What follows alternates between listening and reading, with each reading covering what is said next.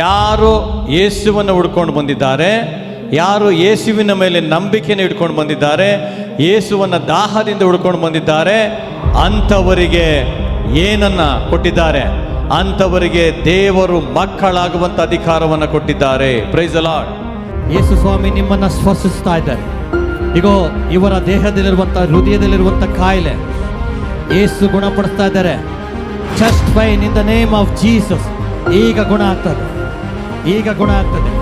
ಈ ಸಹೋದರಿ ನಜರೇತಿನ ಯೇಸುವಿನ ಹೆಸರಿನಲ್ಲಿ ಆಜ್ಞೆ ಮಾಡ್ತಾ ಇದ್ದೇನೆ ಸ್ವಾಮಿ, ಮುಚ್ಚಲ್ಪಟ್ಟಂತ ಕಣ್ಣುಗಳು ತೆರೆಯಲ್ಪಡಲಿ ಸ್ವಾಮಿ.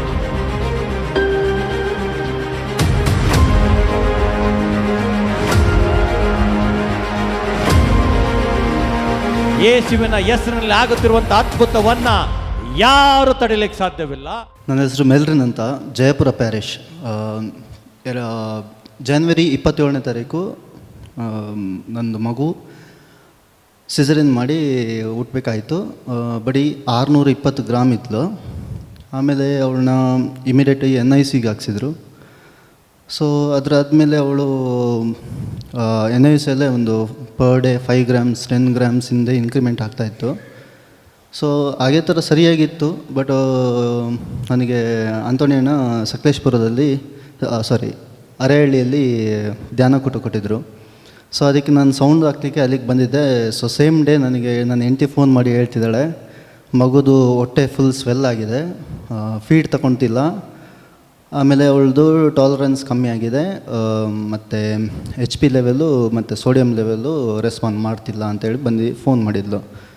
ಸೊ ಸೇಮ್ ಡೇ ನಾನು ಅವತ್ತು ಬ್ರದರ್ TK ಜಾರ್ಜ್ ಅವ್ರದ್ದು ರಿಟ್ರೀಟ್ ಇತ್ತು. ಸೊ ಸೆಕೆಂಡ್ ಡೇ ಅಮೃತರಾಜ್ ಅವ್ರದ್ದಿತ್ತು. So first day second day full prayer ಮಾಡ್ತಿದ್ದೆ. ನನ್ನ ಸೆಟ್ಟಿಂಗ್ ಪಕ್ಕದಲ್ಲೇ ಕೂತ್ಕೊಂಡು ಸಚಿನ್ ನನ್ನ ಜೊತೆಗಿದ್ದರು. ಸೊ ಅಲ್ಲೇ ಕೂತ್ಕೊಂಡು ಪ್ರೇಯರ್ ಮಾಡ್ತಾಯಿದ್ದೆ.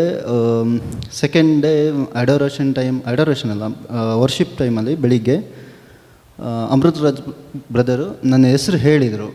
ಬಟ್ ನಾನು ಅದನ್ನು ನಂದಲ್ವೇನೋ ಬೇರೆಯವ್ರಿಗೆ ಯಾರಿಗೆ ಹೇಳ್ತೀನಿ ನಾನು ಸುಮ್ಮನಾಗಿದ್ದೆ.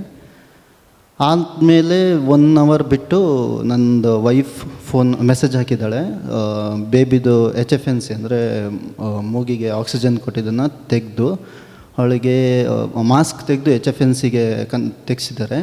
ಫೀಡ್ ಕರೆಕ್ಟಾಗಿ ಟಾಲರೇಟ್ ಮಾಡ್ತಿದ್ದಾಳೆ.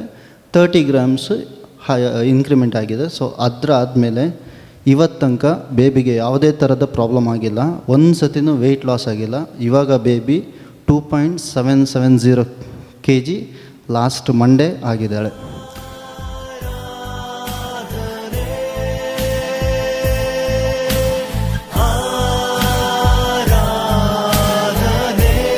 ಶಾಂತ ಬೆತ್ತಿ ಹೇಳೋ ಆರಾಧನೆ ಸುಗೆ